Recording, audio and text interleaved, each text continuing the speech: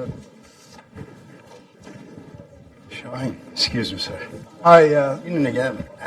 Welcome, everyone. My name is Eric Brown. I work here at the Institute, and I'm very happy to welcome all of you to our panel discussion this afternoon on the Iranian Mosaic and the struggle, peaceful struggle of its ethnic and religious minorities for pluralism and federalism within Iran. Of course, most Middle Eastern countries, as we know, are in fact ethnic and religious mosaics. One of the most significant trends in the region that we've seen in recent years has been the steady decomposition of these large religiously and ethnically variegated countries into smaller, more homogeneous polities as people begin to demand more say in their own governance. Well-formed governments have the chance to sort of decentralize and manage this process in a peaceful fashion. But there are not many well-formed governments in the Middle East. Indeed, most of the modern state-building projects in the region, Iran's included, have been organized efforts at suppressing this basic human difference or efforts to actually eliminate it. This has required enormous resources for the fragile states in the Middle East to keep up over time, and they've normally relied on an enormous amount of force and political violence in order to keep their regimes intact. I was reminded recently that, in fact, the first holy war announced by Ayatollah Khomeini after the founding of the 1979 Islamic Republic was, in fact, a war against Kurdish nationalists who did not want to be a part of the new regime. At the time, Ayatollah Khomeini had basically said that the Kurds' nationalism was a form of apostasy that was spreading corruption within the Iranian Mosaic, and that it was legitimate for the regime to destroy that form of apostasy. The war that ensued lasted for about 3 years, and 10,000 lives were consumed in that. And ever since then, there has been a history of state-sponsored violence within Iran. Iran is not an exception here, but there has been a history of state-sponsored violence within Iran, which has shattered enormous numbers of lives. Recently, the Supreme Leader of Iran, Khamenei, at a recent graduation of the IRGC ceremony, he said that the Iranian nation is a revolutionary nation, and that the glory of the nation must be protected. In his speech, he gave some general guidelines for the presidential candidates who Iranians will vote for later this week. Among other things, he said that the candidates should avoid triggering belief anything having to do with geographical, lingual, or ethnic differences within Iran. They must be careful about this. The candidates should be careful that by a detection error, they won't trigger these differences to the benefit of the enemy, i.e. the enemies of Iran.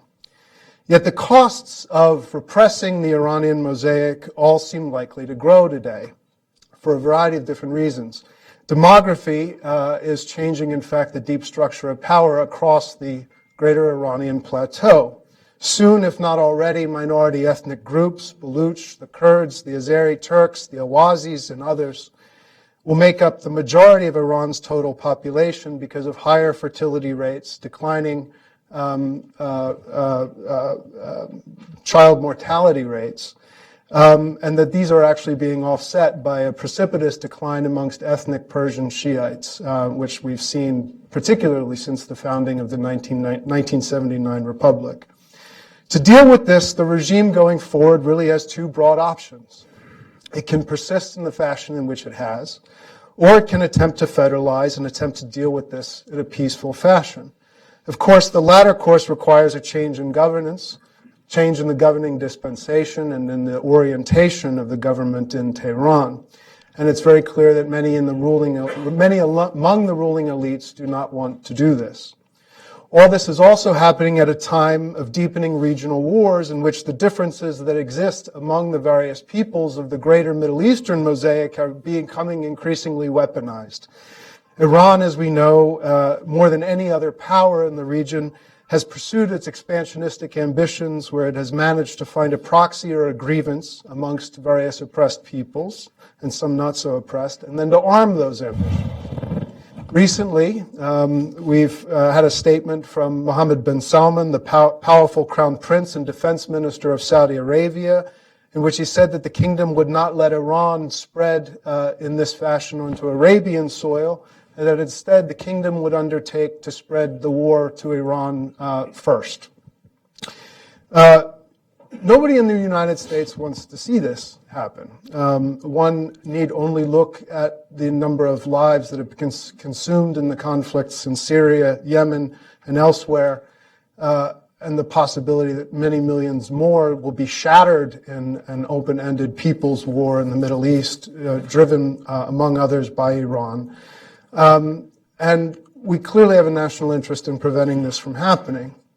I recall speaking recently to some Iranian Kurdish leaders who said that were Iranian ethnic groups were they to allow external forces to involve themselves in a violent way within Iran, Iran would be at risk of being turned into a Yugoslavia. This is a terrifying prospect. One of the domestic criticisms of U.S. policy with respect to Iran in recent years, in addition to giving carte blanche to its imperialistic fashions to pursue their ambitions in the region, has of course also been the fact that we've looked the other way as state-sponsored violence toward Iran's ethnic minorities has increased. One goal of our discussion today is to provide a platform for the representatives of some of the main parties of the various ethnic nationalities within Iran who are working peacefully to promote pluralism and federalism within the country and to hear what they have to say. We're going to have speakers, 5 speakers. To my right, we'll have first Dr. Nasser Boladai, who's from the Balochistan People's Party. Then we'll have Mr. Mari Esfandiari from the Komala Party, a Kurdish party, a very famous Kurdish party. And then, of course, Arash Saleh, who's also a representative of the Democratic Party of Iranian Kurdistan. And Dr. Karim Abdian, who is a representative of the Democratic Solidarity Party of Ahwaz, of Khuzestan. And finally, we'll have Habib Azersina from the South Azerbaijan Alliance. And we're going to keep our opening remarks to a little under 10 minutes each so that we can have plenty of time for a conversation with all of you. Thank you. Nasser. Thank you very much. Thank you, Mr. Eric Brown. Thank you for giving us this opportunity to be here today. And as you said, Iran is a mosaic country. It's a country with different nationality, and it should have been already, I think, if it has been natural progress in Iran, it should have been a federal and democratic country. But given what's happening inside Iran and forces that want to keep everything on check and for their own benefit, so we have now Islamic Republic of Iran, which is centralized, and not only is a problem for Iran itself, it's also a problem for the region and for the international community. Iran, from beginning, at least from the modern time that Iran became as existence as a nation state, the Pahlavi regime saw Iran as a Persian state. Actually, Iranian king Muhammad Reza Pahlavi never missed opportunity to say that Iran is a continuation of Persian Empire. Anybody living in Iran is a Persian. And Ayatollah Khomeini, when he took power after the revolution, he was of almost the same opinion, that Iran is a nation united through Islam, and there is neither need nor space for separate national or cultural identity. And as you mentioned, Mr. Khamenei has repeated the same, and it is because they want to deny other nationalities their right. And as far as this concerns Iranian demographic, well, the perception always has been is a Persian country, but as Hamid Reza Haji Baba, he was the education minister during Ahmadinejad, he said 70% of school children in Iran that started school, they're not Farsi speaking. And they learn Farsi later in the school. Although he was meaning that the government should pay more attention to people who learn Persian in their home, but it shows that also that Iranian, at least until now, after so many years of assimilation, there are different nationalities living in Iran. And as far as us, for the Baloch is concerned, we have been in Iran also in receiving of many of the Iranian government different kind of oppressive policies, from democratic manipulation to execution, and we see that the regime use any means to make sure that the Baloch society is in stress and distress. It's through execution, through extrajudicial killings and economic suppression, and also in any way it can, it wants to humiliate and harass Baloch people living in Iran. It is because the government sees Balochistan is useful area because of the sea, because of it is a geopolitical situation, but it doesn't need the people. And it has been said, actually, during the Shah's time and during the Khomeini's time. Hoveyda, one of the prime minister of the Shah, a very powerful man, said, why we should develop this region for these people? These people just happen to be living in a geopolitical area. Why we should not remove them from there? Actually, he said this word. And this has been the policy of the Islamic Republic of Iran currently. And we are seeing also the Rouhani regime has put forward a plan to change demography of Balochistan. They say Balochistan can provide resources for 1.5 million more people to migrate to Balochistan. It was in this May, the Iranian minister said this. And it is, while we have in Balochistan directly no unemployment is very high, and the poverty rate in Balochistan, according to Iran itself, it is more than 70%, and why the government does not provide jobs for these people that are already living there, and instead wants to move 1.5 million people to Balochistan. It is only to change the demography of the region because of the geopolitical situation. As we from the Balochistan People's Party can understand the situation in Iran, we think Iran should change to a democratic and secular and federal country. It should be respectful for all of its different nationalities and religious groups, so that we can live together and build a society that is people deserve in Iran. And this is what we are working together with our partner in Congress of Nationalities for Federal Iran. And we have good contact with some other Iranian organizations trying to build another coalition so that we can together work for a peaceful transition to democracy in Iran, where all the rights of different people from the nationalities, religious group, and also different class of people in Iran are respected, and we can have a peaceful coexistence within Iran, which is, I think, the people deserve, and it is for the international community and for the region. It should be like that, because we can check the ambition of Iranian central government. It is always to control not only Iran, also to control the region. If there is a federal state, I mean, Baloch does not have any desire to go and be involved in Lebanon, or occupy Jerusalem, or go to occupy Syria, or go to Kabul. We are concerned about our livelihood and our having a peaceful life within Balochistan. We do not have these kind of ambitions. So if Iran is decentralized and power is moved from Tehran to the regions, we think Iran could be a country, controllable country, a peaceful country, and a country that is good for itself and also for the region and international community. Thank you very much. Thank you. Respondiari. I also thank you for giving the opportunity to me to speak in the behalf of Kumala Party. My talk consists of two parts. One, I'm going to give a very brief introduction about our party. And in the second part of my talk, I will talk about our quest for a federal system.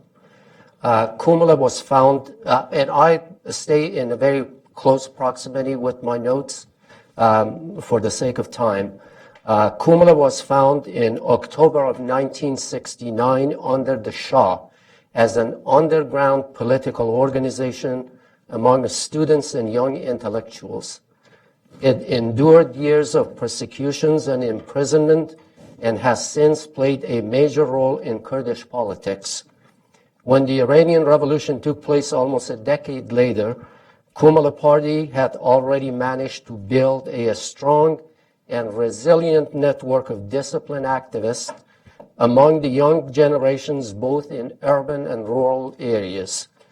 On the 16th of February 1979, 4 days after the Ayatollahs came in power in Tehran, Kumala Party of Iranian Kurdistan was launched as an open party and soon became a major political party in Kurdistan, with branches also in Tehran and some other Iranian cities. While Kumala Party was an organizing force of mass protest movements in Kurdistan during the last year of the Shah, it was clear from the beginning that the course of revolution in Kurdistan was very different from that in Tehran. What Kurds fought for was a free, democratic Iran where the legitimate rights of Kurds and other ethnic and religious groups are respected.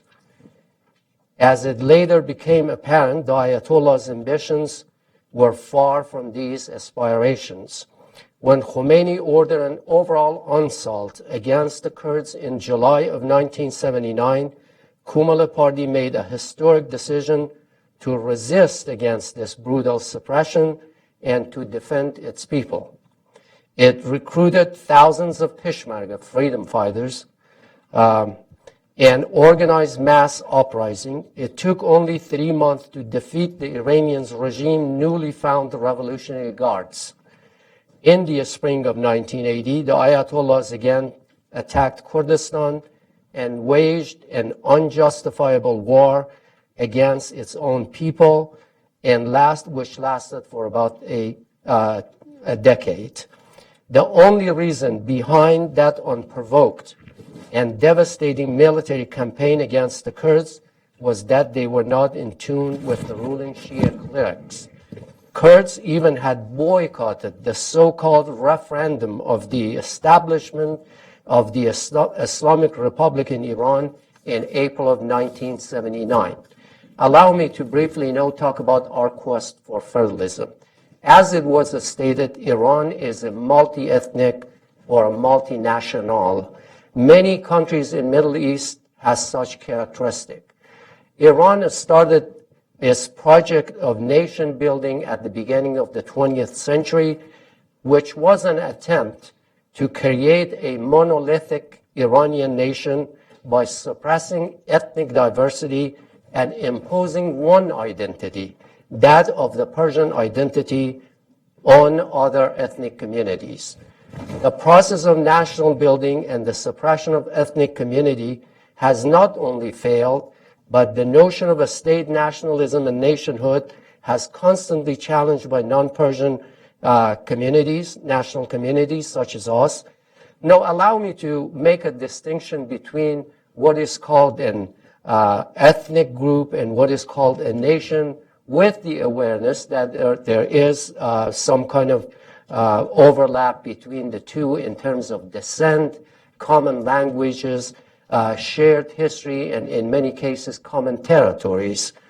Also with the awareness that the latter can be distinguished from the former in political grounds.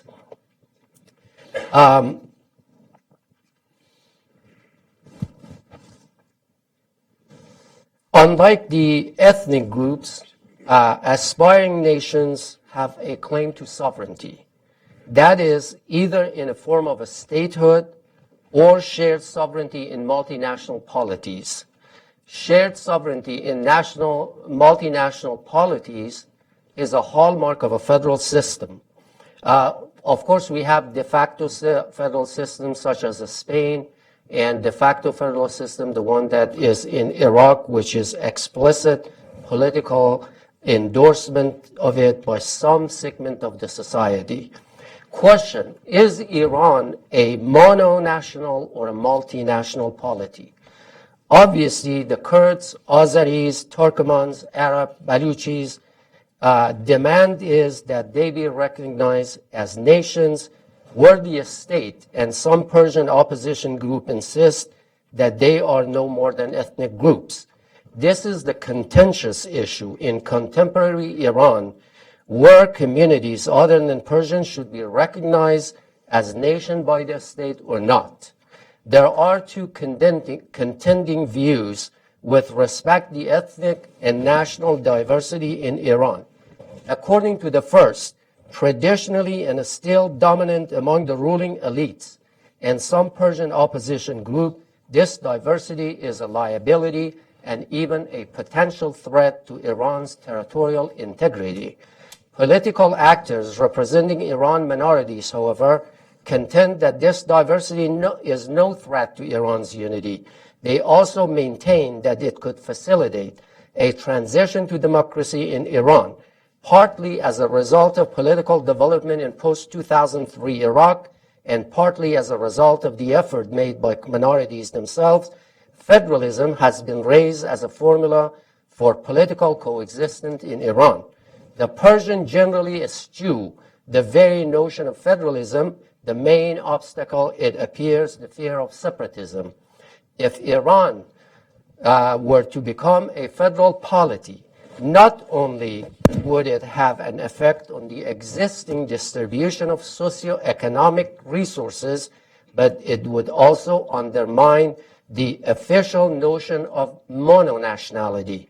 Federalism is as much about the redistribution of material resources as it is about the redefinition of identities and roles in contemporary Iran. However, if the Persian opposition group continue to uphold the myth of mononationality and reject federalism, they might well become a strategic challenge to the national minorities' quest for a federal Iran. Thank you very much. Thank you. Arash. Thank you, Eric, for providing us with this opportunity. For a long time now, it has been very hard for us to find a pair of ears hearing to our story, but yet this opportunity is very valuable for us. Thank you very much for that, and thanks, Hudson. So basically, we all know Iran for two attributes, two different behaviors: a totalitarianism inside its borders and a rogue state or an axis of evil outside its borders. These actually attributes are intertwined and they are related to Iran's sociopolitical character, which I believe this character has been shaped during time, during history, by a kind of ethnocentrism that actually shapes Iran's state. This ethnocentrism actually likes to provide a kind of state with a specific mission. This specific mission, as my friends actually mentioned earlier, are first to restore Persian Empire situation or disposition in international relations, and second, to melt down all diversities inside Iran. So actually, that's why that you can find a kind of totalitarianism inside, a kind of situation that diversity is not welcome inside Iran. And at the other side, you see actually a kind of confrontation between Iran's historical others, which is West and Arabs. That's the reason that I believe Iran is calling for annihilation of Israel. They're not calling that, they're not asking for that just only because of their actually anti-Semitic sentiments. They see Israel as an outpost of Western civilization right under their nose. So these different attributes, I believe, are all related to Iran's character. Kurds inside Iran, as Dr. Esfandiari mentioned, have been affected by these ethnocentrism. From the beginning, actually, let's go back to the middle of 16th century when Ottoman Empire and Persian Empire divided Kurds between themselves. Ever since, actually, there has the history of Rojhelat, or Iranian Kurdistan, or Rojhelat as we call it, has been shaped by two different forces. A force of suppression from one side and a force of actually resistance from the other side. So, for example, Kurds participated in 1979 revolution in the hope of actually gaining a kind of situation in which they can participate in political process with equal rights with other Iranians. Instead, what we received was a kind of situation in which we were facing a kind of double oppression. From one side, we have been actually, our individual rights have been suppressed just like other Iranians, and from the other side, our integrity, or national integrity, or actually identity has been mainly and harshly suppressed by Iranian state. You know, from 1979 until now, nothing has changed. I want to compare two sets of data to show two different things. First, to show that nothing has changed, and second, to give a sense of what is happening in terms of violations right now in Iranian Kurdistan. Let's go first for 1979. Few days or a little while after revolution, Khomeini sent Khalkhali, which is the most notorious clergy and executioner in modern history of Iran. It was just within the first 14 hours of his arrival to a town. The first town that he went actually was a town called Pave in Kermanshah province. It was within the first 14 hours of his arrival that 9 citizens of Pave were prosecuted, sentenced to death, and executed.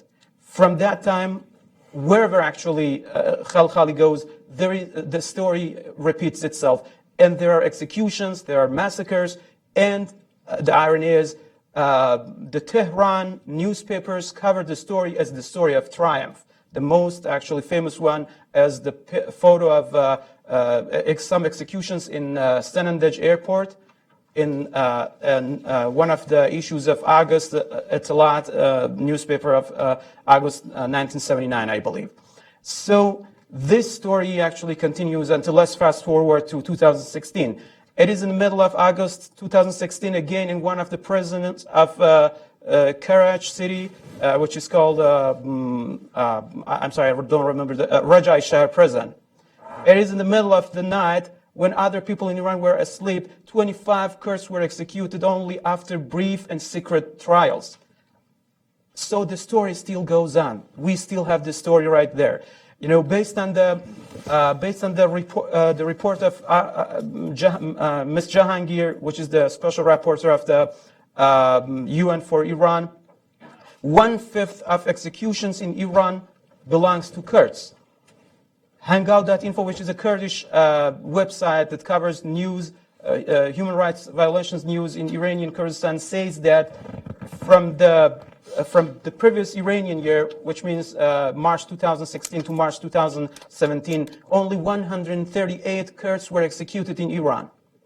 Again, based on the Asma Jahangir's report, more than 59 couriers, Kurdish border couriers were killed in 2016. Hangout.info again says that in the first 3 months of 2015, we have only 59 couriers killed with direct shot of Iranian police in the borders. Well, these couriers actually have been there for generations, and this is the only way to actually have a kind of minimum livelihood. This actually precedent provide them with a kind of customary right to be there and do their life because they have no other choices, and Iranian regime needs to actually respect that. There are other examples. I'm not going to go over data, but I just wanted to let you know that the story is the same.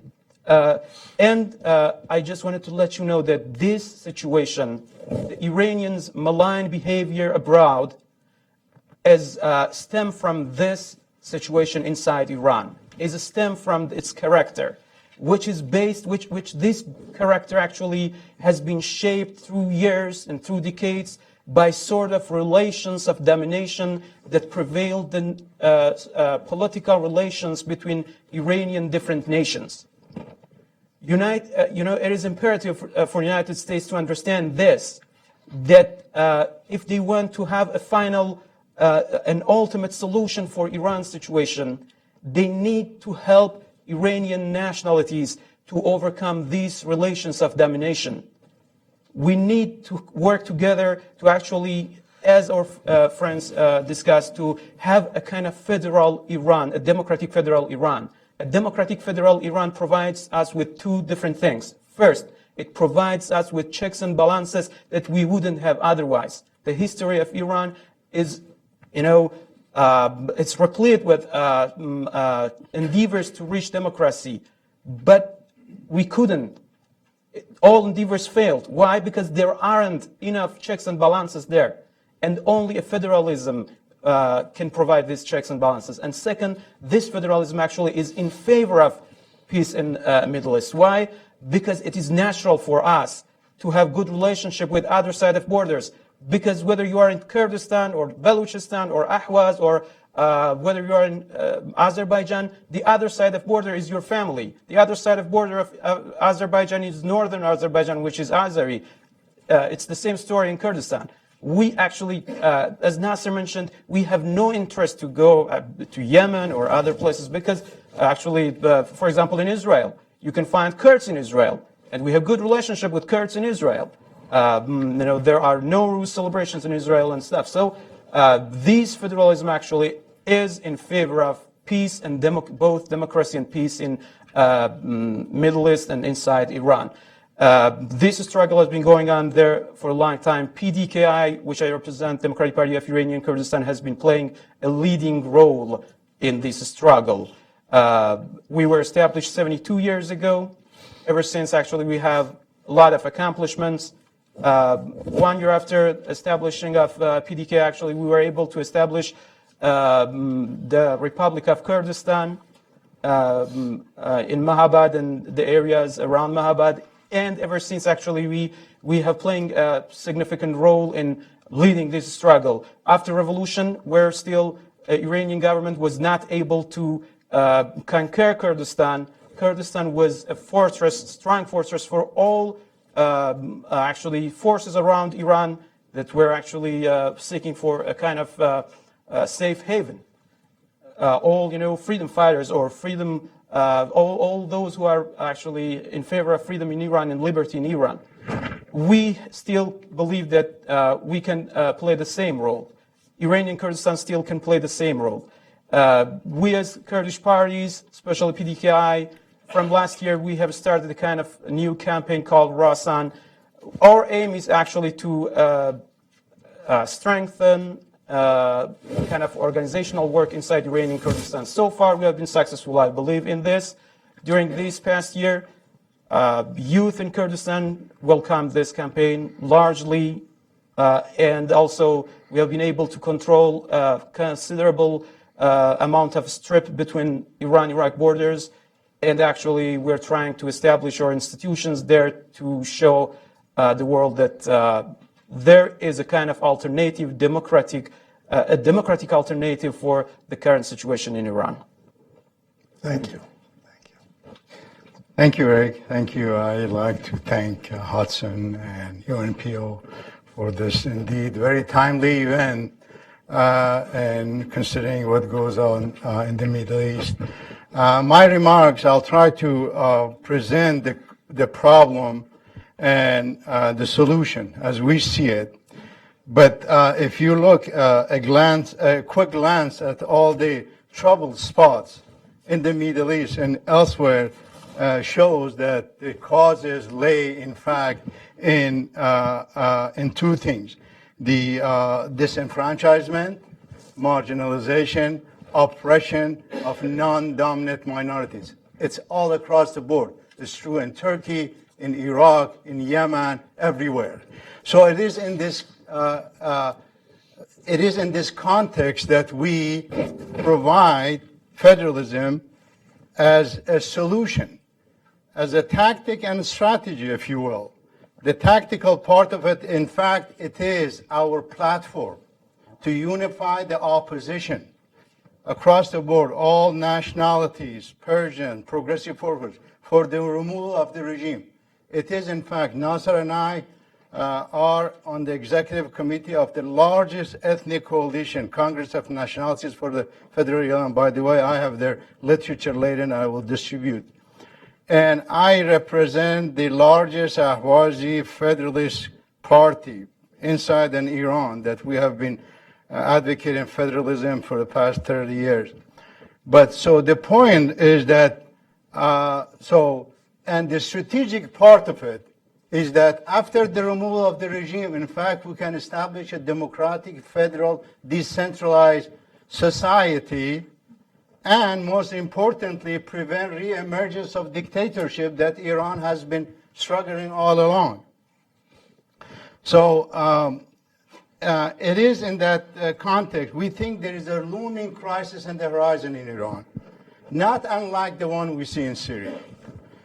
So that's why we think that we offer federalism as a crisis management and a model for managing this diversity.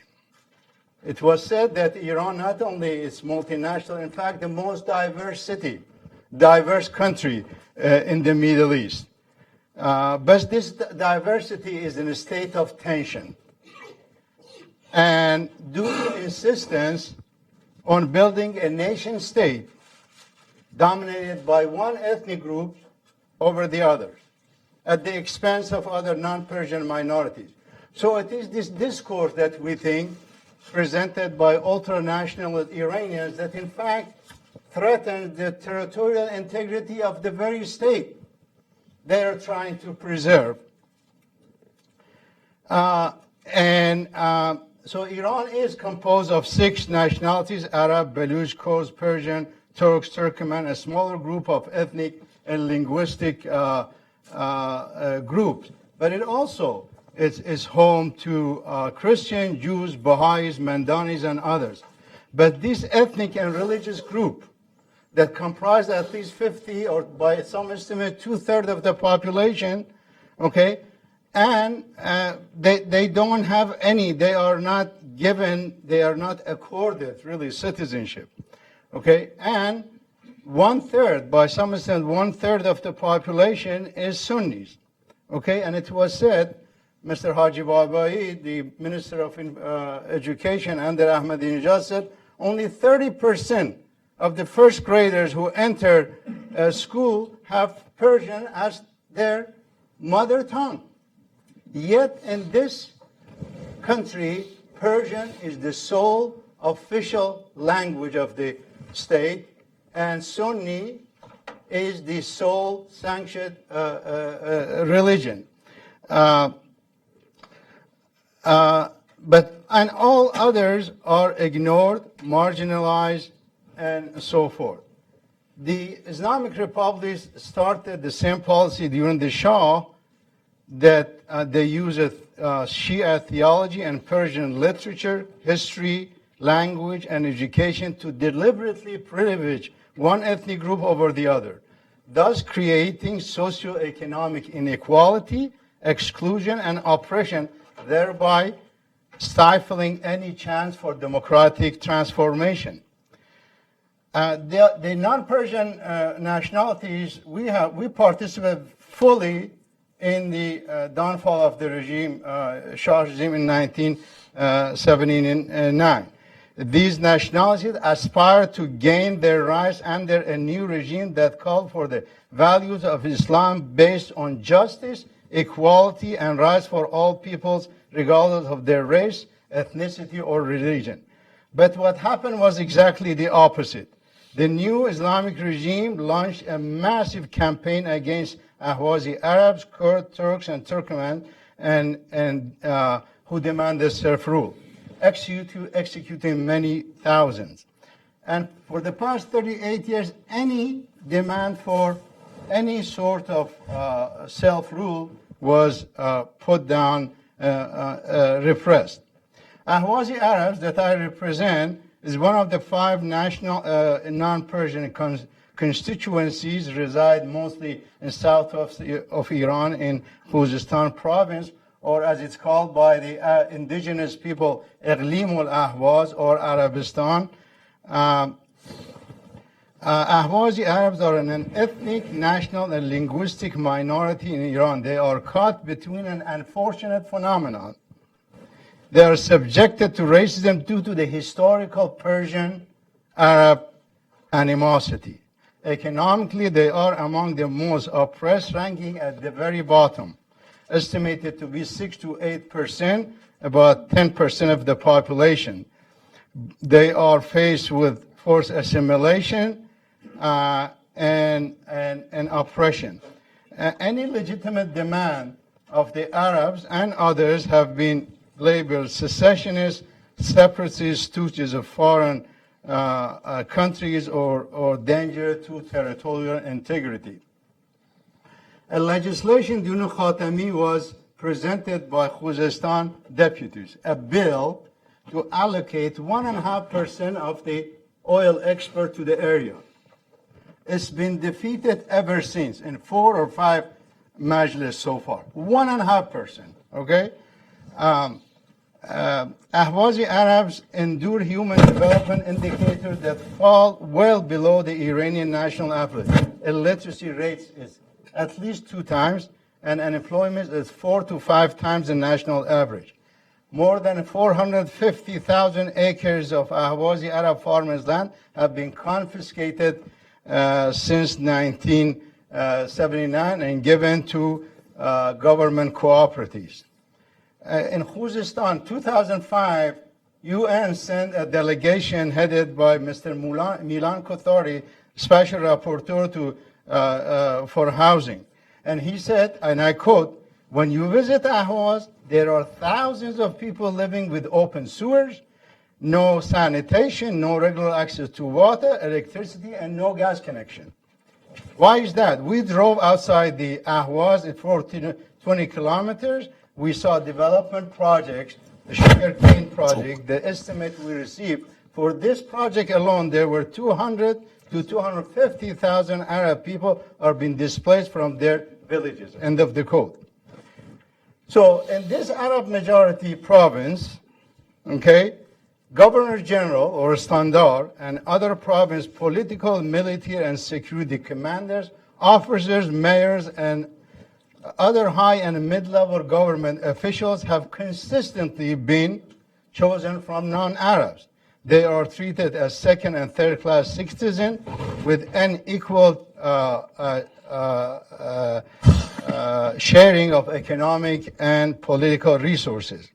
Added to this is the lingering effect of Iran war, where Arab cities and towns have not been, or at best 20 to 30% were rebuilt, and the regime did not demine the area. Okay, so their mines continuously killing Arabs in Kurdistan. So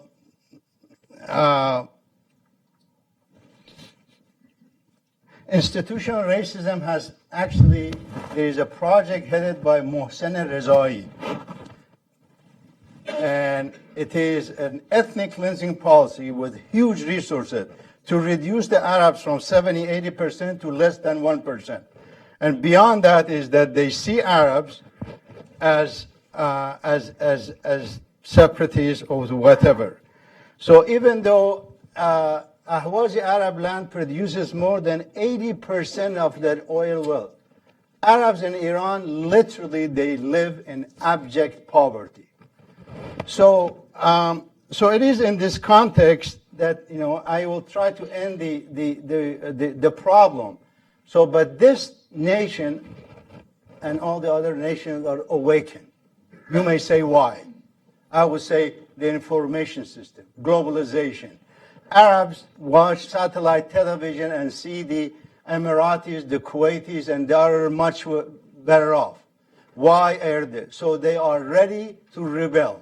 So it is in this context when we say that we will see a crisis not unlike Syria, perhaps worse. So what is the solution? We offer self-determination, internal self-determination. I know self-determination, even though it's in the UN literature and in UN various resolutions, but self-determination is disallowed by the international community as separatism. However, just to give it a legal backing, United Nations in 1998 in a conference in Barcelona under the implementation of self-determination as a contribution to conflict prevention, they presented internal self-determination. So, and in that they say federalism, confederalism, and all of that. That is the solution. So, as I said earlier, and perhaps we can engage later on the pluses and minuses, and who in Iran oppose decentralization of power. Okay, but it is what we are offering is a decision making and autonomy within our linguistic and religion and ethnic areas, where territorial political economy within boundaries of the existing state. It is political internal self-determination, the form of political participatory democracy, and so on. I say that because the regime actually is behind this discourse that federalism is the first step for unraveling of Iran, for separatism, for all of that. That is not true. That is not true. In fact, you may ask, okay, what's the alternative? And we present this to Persian opposition. What is this alternative? If not federalism, the future of Iran is one of the three. Status quo. It could, another 30 years of Islamic Republic. What we offer, removal of this regime and establishment of a decentralized government. What's the third option? Unknown. Unknown. And that's why we challenge the international community. There is this third option, unknown. We think there is an explosion about to happen, and we want to be part of this peaceful transition, like all the others did, in the past 20 years in Kosovo. Federalism been very successful. Lately in Ethiopia, Americans, Indians, Swiss, all these peoples come together and were able to live. But why is it that we hear from the ultra-nationalists in Iran that no, this is in fact CIA is behind this, Israel is behind this, and all. Nobody's behind this. It's we, the peoples of Iran, are fed up with this regime. And as I said, there are 17 major organizations have come together in 2003 in London. We all were there, and we said, this is what we want. Okay? And so I'll be happy. I have a page on the type of federalism, multinational, multi-ethnic federalism, and the difference between that and other types of federalism, and why it should work and all. And with that, I thank you for the opportunity. Thanks, Dr. Karim. Habib. Good afternoon, everybody. I also would like to thank Hudson Institute, Dr. Brown, and also UNPO for making this event a reality. I want to talk about Azerbaijanis in Iran, which are, their numbers is kind of varies, depends who you talk to, but 1/3 of Iran's population is ethnic Azerbaijani. I think that's a good estimate. But let me just tell you something. If, let's assume the Iranian government wants to do reverse discrimination, they want to have a program to undo what the previous regimes did.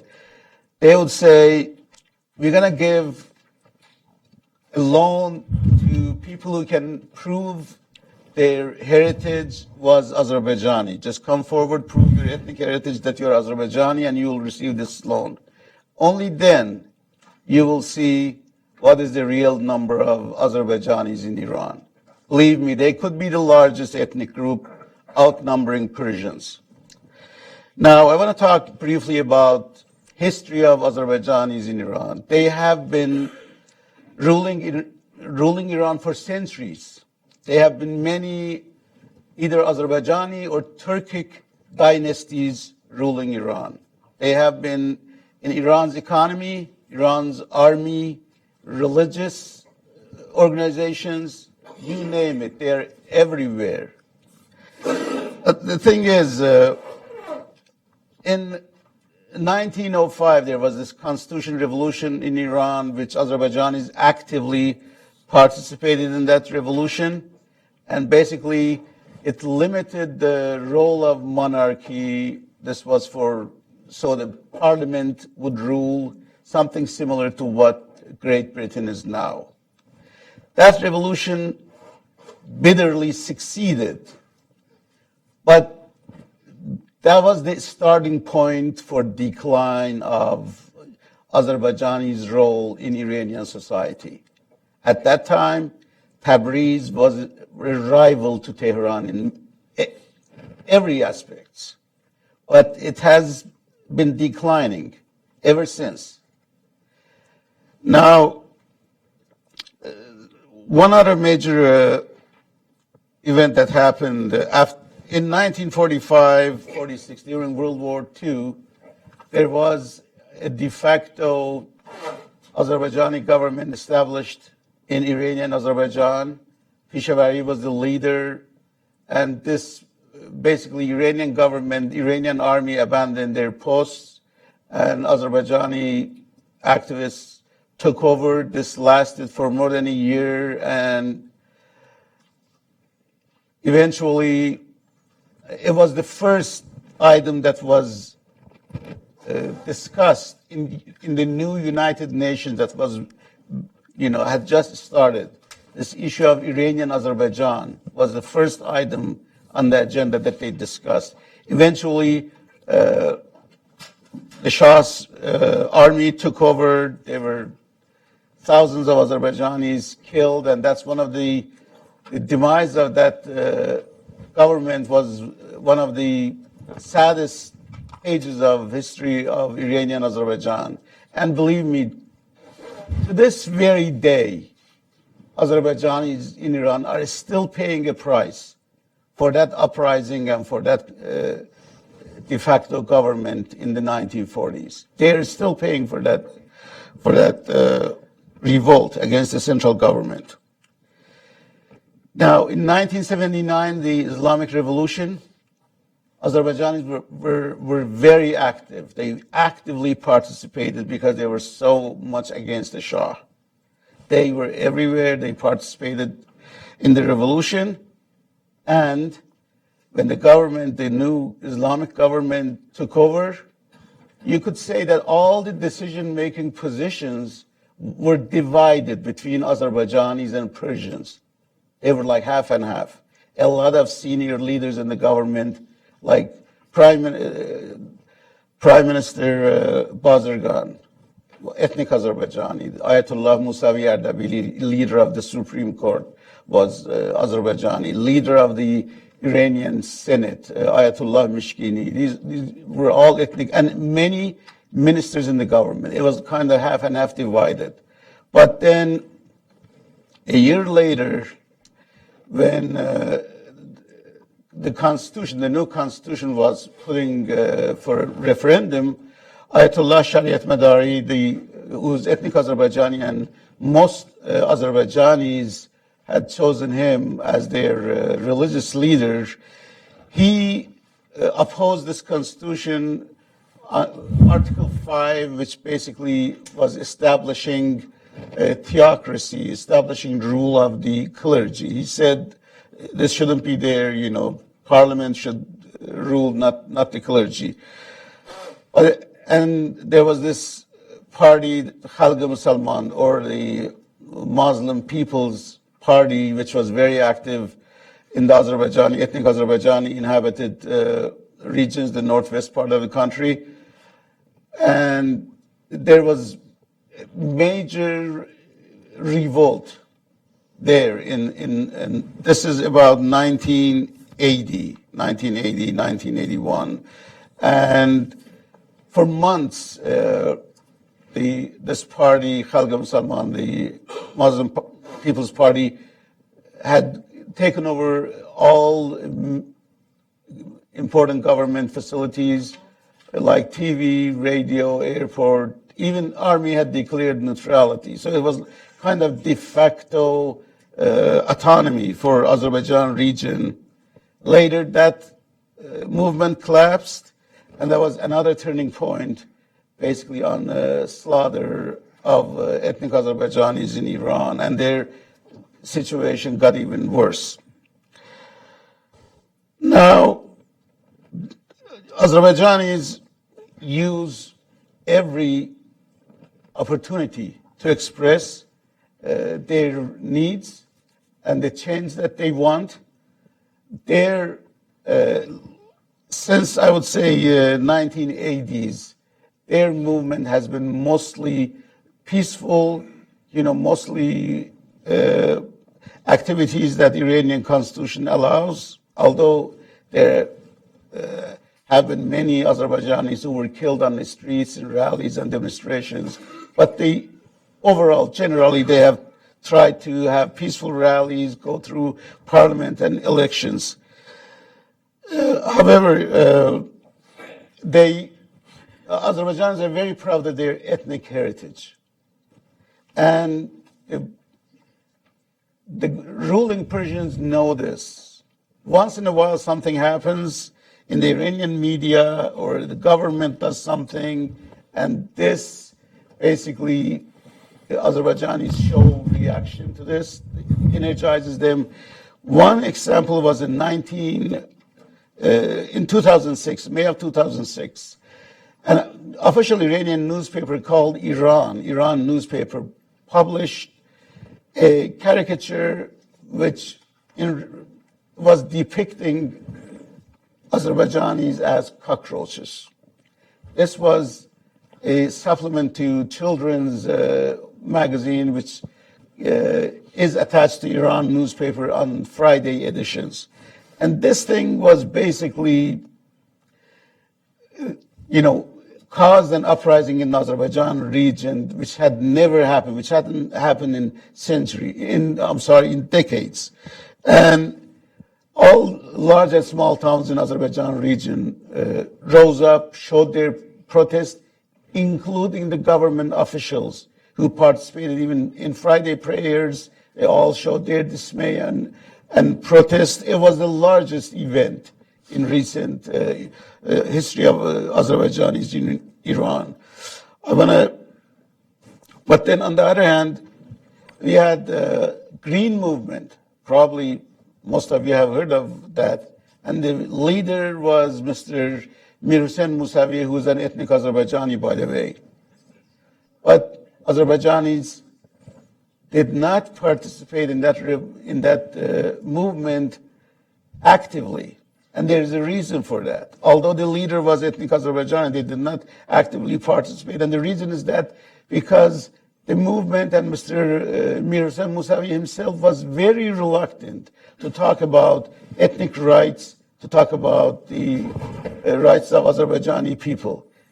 He traveled to Tabriz, he gave speeches, and he spoke few sentences in Azerbaijani, but he was very reluctant to talk about these issues. And that's the reason, although most other parts of Iran, especially Tehran, actively participated in this movement, Azerbaijanis who historically are very active in revolutions stood aside. Another thing I just want to stay within the 10 minutes, and that is one thing. Lake Urmia, I have to mention that. Lake Urmia, which is the largest lake in that region, it is drying up, mostly because of mismanagement by government authorities. They have built too many dams and rivers pouring into Lake Urmia. They have built too many wells, which sucks up water from underground and destroys the balance of water balance underground. And also, there's also nature has played a role here too that cannot be denied, but it's mostly because of mismanagement by central authorities. So that lake is drying up, although starting last year there is some improvement, but that is a major issue which is in the mind of every Azerbaijani. It is a force that has organized Azerbaijanis. It has energized Azerbaijanis. They demand government to have a solution to put aside resources. And they have promised Mr. Rouhani, who's trying to get elected again this Friday, he promised he will put aside resources to basically bring more water to Lake Urmia. He had his first cabinet meeting solely dedicated to issues of Lake Urmia. He did that. But a lot of talk, very little action. They have said a lot of things. Every now and then, government officials go to that region and they talk about that they do their best to do this, but it's mostly talk, very little action. Just going through my notes here, one more thing, and that is, as I said, Azerbaijanis use every little opportunity to express their demands, their feelings. One thing that has been seen past few years is sports events. Tabriz has a soccer team called Traktor Sazi, which Azerbaijanis call it Traktur. They insist on that Turkish pronunciation of the name, and by that, basically they say, this is my team, I want to call it the way I want to. And Traktor Sazi's games are good sporting events, but also a venue for expressing ethnic demands, and long live Azerbaijan, you can hear it. Probably you don't see that, you don't hear tens of thousands of Azerbaijanis chanting long live Azerbaijan in the Republic of Azerbaijan, but you hear it in the Iranian side in these sports events. And also there is the volleyball team in Urmia, which is similar to Traktor Sazi's games, that there are a lot of Azerbaijani nationalism is shown there. Now, what I want to end my remarks with really talking to Persian opposition groups abroad. They're mostly Persian, and I'm just telling them that the time for any supremacy, the time for for Persian supremacy is over. It is just very divisive, very divisive. Embrace ethnic groups, other ethnic groups, non-Persian ethnic groups, and we can accomplish a lot together. Don't try. You have tried to dominate us for decades. You haven't got anywhere. You tried to dominate Azerbaijanis for decades. You tried to destroy Azerbaijani language and culture. You didn't get anywhere. Azerbaijani language and culture is still alive. The only difference is most Azerbaijanis now have become bilingual. The ones who have, who are educated, have high school diploma or have college education, they speak Farsi. That doesn't mean they have forgotten Azerbaijani language. Azerbaijani language is alive and kicking. And as my friend said, now we live in 21st century. There is satellite TV, there is the internet, there's all this social media. There is a country called Republic of Azerbaijan, and there is Turkey, country of Turkey. Their TV broadcast, it all has an impact on awakening the Azerbaijanis in Iran and other ethnic groups as well. We are not asking for too much. We are just asking for equality. That's all. Thank you. Thank you. Thank you very much. I wanted to ask the panel a very general question, and I guess if each of you could just take this up as you see fit. How representative are the parties or the movements that you work with of the actual aspirations of the different ethnic nationalities in Iran, the Kurds, the Azeris, the Ahwazis, and the Baloch? And how representative is the aspiration to have a federal Iran of the different other factions amongst those ethnic groups? And if we can sort of keep answers brief so that we can open it up for a larger conversation. But I'm very keen to hear more from each of you about that and about the actual state of political development within the actual different ethnic regions of Iran. Nasser? Well, I think it's very difficult to say how things are inside Iran because of you cannot go and discuss the opinion of people in Iran and do any kind of poll or something. But what we understand since the beginning, when Balochistan was taken over by Iran during the Reza Pahlavi's regime, people didn't like that because it was not like that we voted to be part of the Pahlavi regime at the time. Right. It was a military attack on Balochistan. We already had established kind of Balochi government in Balochistan, and it was resisted by the Baloch people at the time. So people still, in Balochistan, we never had a situation where there has been peace with the central government. In Balochistan, the movement for Baloch right is not political party dominated. It's not religious dominated. It is just that we Baloch think that we have a distinct identity. We do not like the hegemony of another nation. And historically, we never have accepted also the hegemony of Zoroastrian as a religion or Islam. Right. Or no, we do not accept the hegemony of the Persian culture or Arab culture or any culture that want to come to Balochistan in any way, has been historically has tried to come. So it is, I think, we are giving the aspiration for the Baloch right as a nation. And then, of course, we do not claim as the Balochistan People's Party that we are the majority party in Balochistan. This we do not have claimed, and we do not claim that, no. It is to the people. When it's democratic, we are trying to establish a democracy in Iran, and also in Balochistan, and then there we can see it. But we think the aspiration for the national right in Balochistan, it is, we represent that one. And when we say it here, I think all of the Baloch, all the parties also represent that one. But there is, of course, in Balochistan is a diverse society. It's several million people living there. We have a religious movement in Balochistan, given Iran's theocratic government, and majority of the Baloch are Sunni, and Iran is dominated by Shia government. We have aspiration for an independent Balochistan. There is movement also in that regard in Balochistan. But we think all of this could be solved peacefully if there is a central government which listens to the people and give people their right, and, well, in the due time, each and every political way has a solution. So I think we are all together wants a peaceful transition to democracy, but we do not claim that we are the majority party in Balochistan. Yeah, I appreciate it. Mark? I also second what he said regarding the lack of surveys and credible statistics, really, to find out what portion of the nationality, the non-Persian nationalities, aspirations is real. And so because of that and lack of freedom in Iran is very difficult to assess those kind of statistics. But there's no doubt that the aspiration is there. It exists.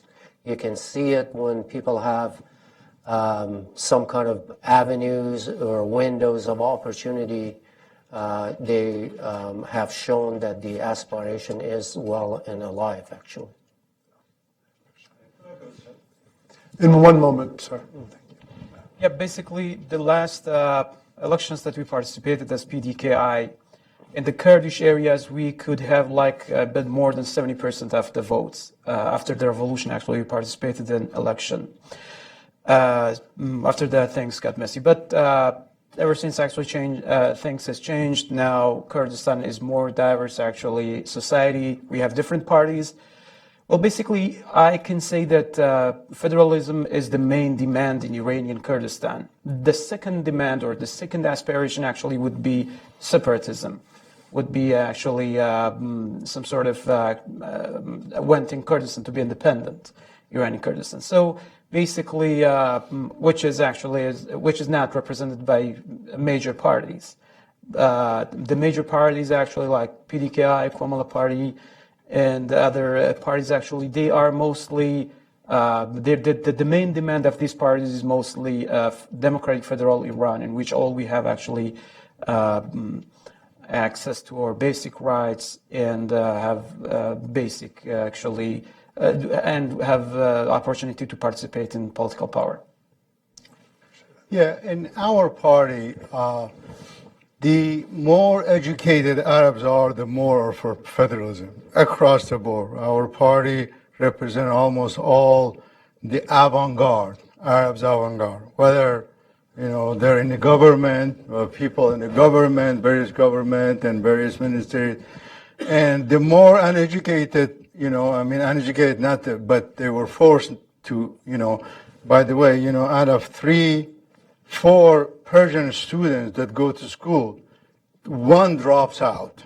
That's the statistic. And 3 gets a high school diploma. Among Arabs, it's the opposite. 3 dropped out, and 1 gets a high school diploma. So that's just to give you a context. So these people are for separatism. A lot of separatist organization, armed struggle, and you said we'll talk about Iran and Arab rivalries, and there are some Ahwani groups and Salafi groups have penetrated this, but for the most part, all the Arab intellectuals are for this. But let me, for the audience, this may be interested. I have literature here about Congress of Nationalities for Federal Iran, 2003, 17 organization, the largest in Iran, and we are in the leadership of it. There was a dynamic. I was a student in the early 70s, in New York when I was studying. I went to Iran in 1976. I was put in jail for 2 years, in Evin. Then we started talking to the leaders of Mujahideen, Fedayeen, right and left. And then prior to that, 1974, I remember in New York, Ayatollah Khomeini sent a delegation to us. We were in the Confederation of Iranian Students, and he said, let's put our differences aside. Let's unite against the overthrow of the regime. I said, okay, what's in it for us? Arab, Azerbaijani. He said, autonomy. But actually, literally, he threw us out of his office, his son, when, went to. So in the prison too, I said, whoa, I'm here, I'm not fighting for Arabs, I'm fighting for justice and democracy in Iran. Yet the opposition group there, they didn't want to change what Habib said, the supremacy of that. So fast forward, late 1990s, all the activists, we got together in Europe and we said, hey, it seems that we, non-Persian groups, we need to form our own independent organization, okay? Then we enter into coalition with Persian groups. So that was the thinking behind this Congress of Nationalities. So we said, okay, you form your coalition, we form coalition, and then one of the things hotly debated in Iran, this audience may know it, but there are organizations, they call themselves Sarasari. We're a national organization, Our difference is, no, you're not national. At that time is that in Arabistan and Ahwaz, there are no lefties, the Communist Party, the Mujahideen, I can tell you, have no support in the Arab areas. So we tell them, we are a regional party, but let's get together, form a coalition. It's sort of a force majeure that we all come together, So, but apparently there isn't they haven't been convinced. But the danger I see it, in the Arab areas that people don't know that the international community does not go for separatism. Self-determination is all and fine, but there is an order here that they don't, allow us. So but we were able to communicate this, that you can have a federalism and really reach your aspirations, otherwise there is no support for separatism and federalism.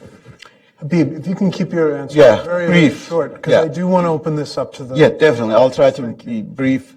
In Azerbaijan region also, I think the majority of people would opt for autonomy, would choose autonomy, and we have experience of this in 1940s. There was the Azerbaijan Democratic Republic. In 1980, the Khalq Musalman, the Muslim People Party, it was like a de facto autonomy. And we had even another one, Khiyabani movement, which I didn't have time to talk about that one. That was also kind of autonomous state within Iran. So we have experience of that, and it has been well managed, and people want that. I'm going to briefly say one thing about the economy. In this 1940s, the Azerbaijan Democratic Republic economy was so good. Tehran government was not sending currency to Azerbaijan, so at the end, towards the end, they had to publish their own currency. And this currency was more expensive in Tehran. They were buying this for more than its value. The 50 Tuman ones was selling 55 Tumans in Tehran because they believed more in Azerbaijan democratic government than the central government. So the majority won this. We have experience of it, but also there are groups who advocate independence also, that I cannot deny that. I appreciate it. Thank you, Habib. I would really want to open this up for a wider conversation, and I want to be mindful of everybody's time, so if we can keep questions very short. And when the microphone comes around, if you could please, for the record, just identify yourself, your affiliation, and please keep questions short. Ma'am, in the front row here. Second. Hi, Zeb Trin, AU. Dr. Abdin, do you have the percentage of minorities participating in the Iranian government, say leaders, nuclear scientists, doctors, lawyers, or professionals? Anybody have that? We don't have precise. It's really because it's immaterial. The Arab Shamkhani, he was the Minister of Defense, but he killed more Arabs. So really, so it's immaterial. That's why. But I don't have any statistic. This gentleman back, 4 rows back, please. Yeah. My name is Mohammed, pen name Taimazurmulu, Turkish people from Iran. I have a question, Mr. Arash. You're speaking about people, Kurdish people in Iran, and Kurdistan in Iran, and Rosh Halat. Where is Rosh Halat? Where is Kurdistan in Iran? And what's your solution to cooperative between people, Turkish people and Kurdish people? Because Kurdish parties in Iran have so serious territorial claims against Iranian Turkish people lands, historical lands, Azerbaijan lands. Is your solution after the day after Islamic Republic, as Kirkuk or Syria solution? Do you want to kill and exile Turkish people? Because these are so serious statements that we have so serious struggle and conflict today. Thank you. Thank you. That's a big question, and we can't do it justice, but if you could answer briefly, Arash, thanks. Of course. Actually, as Kerry mentioned, we have CNFI, a Congress for Nationalities, of Nationalities for Federal Iran, and we started cooperating with Azeris and other nationalities in Iran. There isn't any issue that cannot be solved with democratic mechanisms. So in the future of Iran, there is only one judgment between us, and it is democratic mechanisms. And we are going to resort to democratic mechanisms, and we are going to see what exactly peoples in those territories who are actually Kurds and actually Azeris, or Kurds and Turks, are combined with each other and live with each other, what exactly people in those towns, cities, towns, and villages want. Let's finish. Let's continue after. Thank you very much. Sir, here in the second row from the front. Hi, I'm Ken Timmerman. I'm an author, investigator, and in my spare time, the president of the Foundation for Democracy in Iran. This is a very sensitive issue, and Eric, I really commend you for doing this. It's probably the most sensitive issue among the Iranian opposition. Many of you here were aware of the 2007 conference in Paris, Hambasigi, Iran. It was an attempt to bring together some of the Persian national groups and some of the ethnic minority groups, and it failed precisely over these questions. So this is a great discussion to have, very important. Dr. Esfandiari, I wanted to ask you, you and I have something in common, I've understood, is that we've both been to Kandil in northern Iraq and visited the Pajak camps along the border with Iran. I wonder if you could describe to us here a little bit what you saw in those Pajak camps. I saw tens of thousands of fighters when I was there. I noticed they're not represented here either, but I'd be very interested to hear what you saw. Thank you. Thank you. Well, Pajak in Kandil, they are very sophisticated guerrillas, called, not Peshmergas. They are fighting with arms, obviously, against the Iranian government, and also are very resourceful in terms of publications and their contact with the Iranian youth, intellectuals, with different minorities inside Iran, particularly some regions of Kurdistan that Kumale and the Democratic Party of Iranian Kurdistan historically have not been able to have them basically in their aspiration be participating in the aspirations. Pajak has been more successful in that area. However, Pajak and the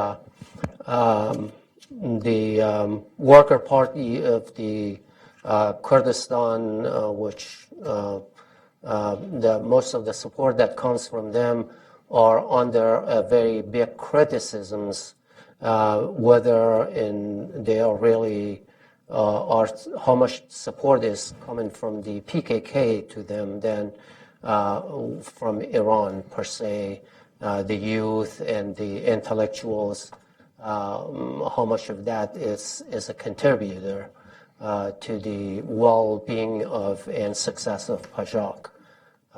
So I had the opportunity to actually spend 5 days in Kandil in a very harsh weather and under very scary situations because the Turkish airplanes were on top. We had to take everything from our phone, so there could be no communication from the airplane to the ground and all of that. At night, very early kill the fire, so it won't give any indications to be bombarded by the Turkish airplanes over there.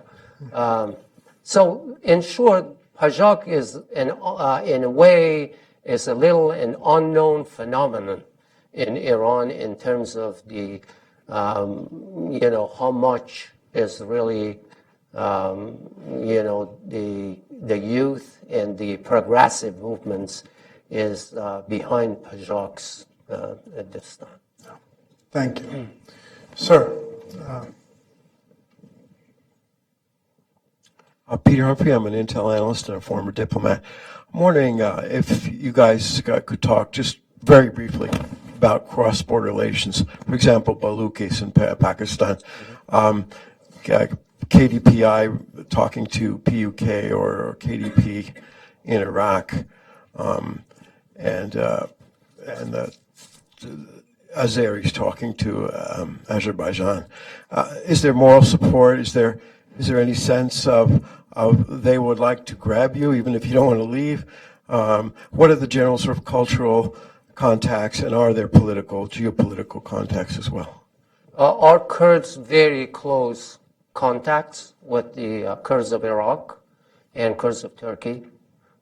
We have excellent relationship with the people of Kurdistan in the Kurdistan, Turkey, and also in Kurdistan, Iraq. Our party is live actually in Soleimania, Iraq, because we're exiled and cannot operate inside Iran, obviously. And our camp is Soleimania, Iraq, and we have very excellent relationship with both. I'm sorry, can I add something? Yes. Well, in terms of PDKI, our formal policy is to have good relationship with all political parties across the border, PDK or PUK. So basically, we have been in a good relationship so far, and we try to continue that. It's just we have something like a red line that we don't want other Kurds. We will actually respect the integrity of Iraqi Kurdistan. We respect the actually rule of law in Iraqi Kurdistan and rule of actually their people inside Iraqi Kurdistan, and we expect other Kurds across the border to respect that thing in Iraqi Kurdistan and not meddle in our affairs. It's the same story with PKK. Although there have been few clashes last year between our Peshmerga forces and PKK, but actually we actually solved all those issues, majority of those issues, and we are trying to have a good relationship with them too. Thank you. Let's go with, come back to you last. Karim? Yeah, in our case, it's very peculiar. You know, the Arab countries used to be with the Shahs. There was no mention of it. Now, it is a huge difference. I just came back from Egypt, Saudi Arabia, UAE, everywhere. There's a huge support for our cause among Arab youth. And there's another dynamic, because Iranian, Arabs in Iran used to be about 90% Shia. Now we said that 50-50. There's a mass conversion from Shia to Sunni. So unfortunately, the Sunni groups have came in. There is a lot of support among Sunni groups in Arab country trying to, ride this wave, a Sunni-Shia divide.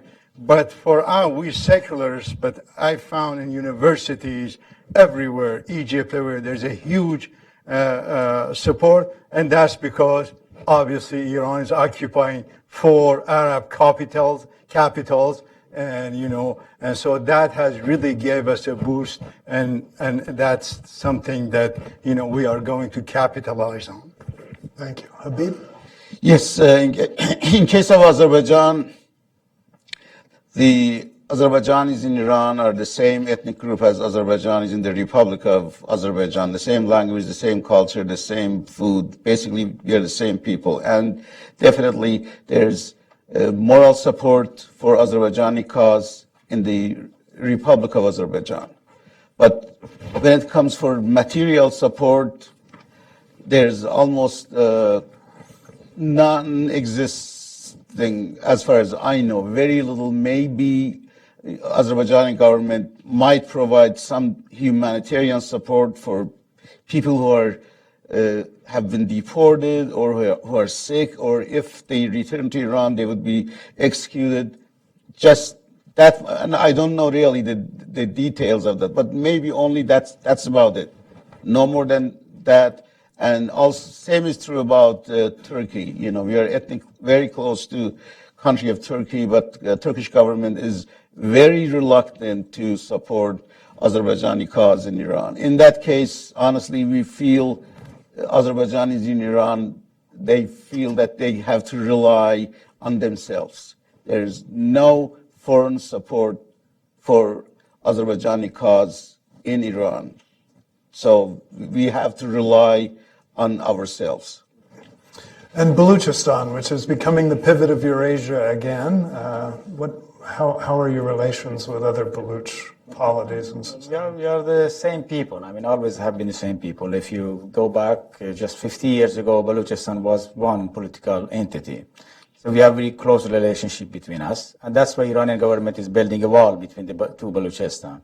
During the Shah, when the Baloch in Pakistan got autonomy, Shah helped Pakistan to suppress Balochistan economy, actually used American helicopter, Cobras, and other F-15 to bombard Balochistan. So the Iranian government now also try to meddle in Balochistan and Pakistan, and Pakistan and Iran cooperate with each other. We have been, since we are in the receiving end of the both extremist government. One is the Sunni, one is the Shia. For us, it doesn't matter which kind of religions we have.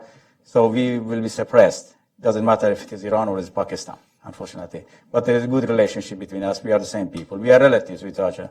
All the Baloch that living, maybe here, there are a few Baloch, all of them have relatives in the other side of Balochistan. Thank you. We have time for one more question. Ma'am, right here in the third row. I am the member of Ahraz, Association of Human Rights for Azerbaijani people in Iran, and I belong to Turkic Azerbaijani ethnic minority. I'm from Urmia, the capital of West Azerbaijan.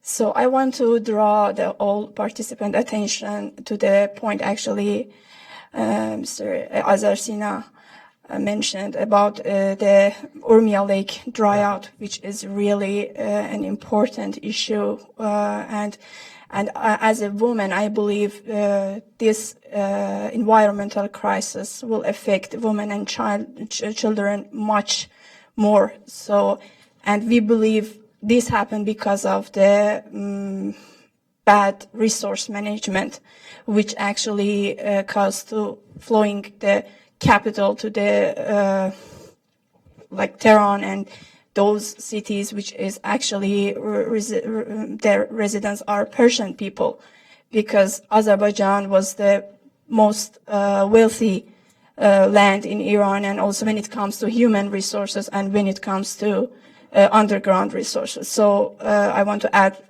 as this meeting is want to promote for federalism, and I think this itself is because of wrong resource management. Also, I want to bring one more, but this is very important. If you could just ask a short question, yes, please. I believe that Iran regime is very clever in changing the terms. They changed the identity of the Turkic Azerbaijani people to the word Azeri, which and even in this meeting, and also the people who are sitting on the board use the word Azeri, which I think there is not exist actually. So at least we need to pay attention to this word. Our identity is we are Turks, and our land is Azerbaijan. So we need to not to let the Iran government to change the word and to actually change the identity. That is an important clarification. Thank you. Very important to everything that's going on. My name is Paul Johnson. I've spent most of my life, I'm one of the minorities of Iran. I'm an American who studied Persian. And a friend of, I've never worked for the government because they wouldn't take me, because they said I was too familiar with Iran. And I scored a 5 on the Persian exam. And Sir, I'm sorry to interrupt, but please keep your comments very short. Okay. Hal Voorhees, who is a friend of mine, and I've met at the Smithsonian Institution, told me one time that he was briefing Jimmy Carter about November of 1978. And Hal's assistant made the mistake of telling Mr. Carter, or President Carter, that we were spending, the National Security Agency was paying $1,000 a month for a man named Khomeini to stay in Paris. You've brought up a great topic for another session. Again, I'm sorry to interrupt. He gave the money, and that was the end. Yeah. Thank you. Thank you. So he should have kept paying the $1,000. We need to be mindful of everybody's time. I really appreciate it. Okay, we got it. I did not. We got it. Steve did not. I wanted to thank everybody for coming. Okay, we got it. I wanted to thank our... Why you bring them? We are Turkish.